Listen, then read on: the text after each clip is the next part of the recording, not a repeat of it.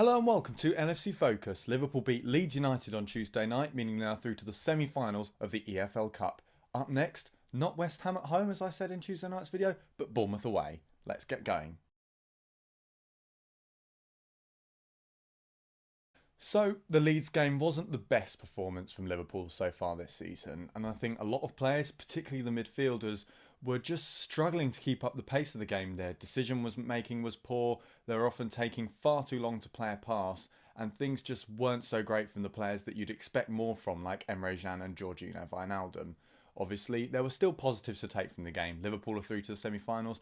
Divock Origi is finding more and more form for Liverpool at such an important time in the season. And of course, you've got the goal for 17-year-old Ben Woodburn. So on to Sunday's game, and it is actually quite an exciting one when you look at the other games being played in the Premier League this weekend. Man City-Chelsea is obviously the standout tie, with a draw or a win for City in that game, meaning that Liverpool could have a chance to go top if they beat Bournemouth on Sunday.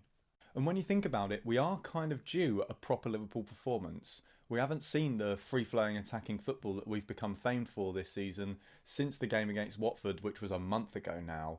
Obviously, with the injury to Felipe Coutinho and a potential knock to Roberto Firmino as well, we can't ask for, 6 goals again, especially away from home. But it would be nice to see a return to the attractive football that Liverpool have been playing so far this year.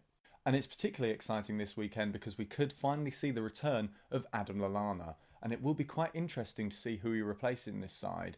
Jorginho Wijnaldum has been playing the sort of Lallana role in his absence, having free roam of the midfield, not really having a specific place in that three with Emre Can and Jordan Henderson, and generally trying to link up play between those two midfield players and the front three.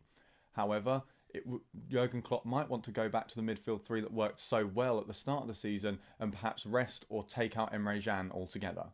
So with the possibility of results going well elsewhere in the Premier League, here's hoping that Liverpool can pick up 3 points at Bournemouth this weekend. So here's 3 reasons why I think we will beat them. First off, like I said, Adam Lallana will hopefully be returning to the side. And like he showed when he came back into the side as a sub against Man United, he really is an important part of this team and he makes them play so much better when he's around. Liverpool's attacking play is quicker, a problem that we saw exhibited against Leeds when everything was quite slow, it was quite turgid, and he also brings goals to the midfield. Secondly, with the good performances of young players like Trent AlexanderArnold, Ben Woodburn and Ovie Ejaria, there is now an added threat to the first team players' places at Liverpool. Emre Can and Jorginho Wijnaldum didn't have the best games against Leeds on Tuesday, so it would be interesting to see if they step up their performances this weekend with the threat of them losing their places if they don't play as well.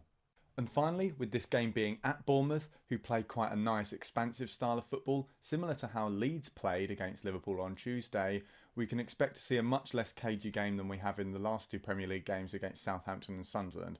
And I think that will open up space for players like Sadio Mane and Divock Origi to exploit, and we'll hopefully once again see more goals from Liverpool. So that's all for this week's video. I'll be back on Tuesday with the week's talking point video, of course. Until then, thank you very much for watching. Don't forget to like the video, subscribe to the YouTube channel and follow at LFC Focus TV on Twitter. Bye for now.